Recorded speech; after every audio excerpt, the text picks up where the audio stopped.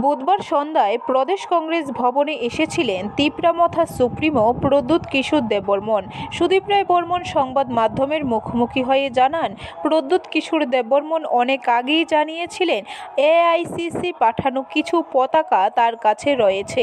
তখন তিনি প্রদ্যুৎ কিশোর দেববর্মনকে বলেছিলেন সেই পতাকাগুলি দিয়ে যাওয়ার জন্য।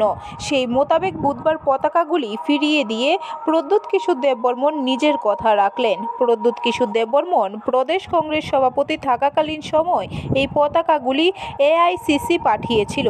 সুদীপ রায় বর্মন এক ধাপ এগিয়ে এই দিন বলেন, প্রদ্যুৎ কিশোর দেববর্মনের ডিএনএ কংগ্রেস। আগে আমাকে বলেছিলেন যে উনি যখন কংগ্রেস সভাপতি ছিলেন তখন এআইসিসি প্রেরিত কিছু পতাকা ওনার কাছে আছে। তাই বলছিলাম যে ঠিক আছে, তোমার কাছে যেহেতু আছে এগুলো দিয়ে যে। তো কালকে বোধহয় উনি এটা আমাদের এখানে একটা বস্তা একটা গরিব পতাকা উনি দিয়ে গেছেন। তারই মধ্যেই ছিলেন, আমাকে খুঁজেছেন, আমি ছিলাম না, প্রেসিডেন্টও ছিলেন না। ব্যুরো রিপোর্ট, খবর ত্রিপুরা।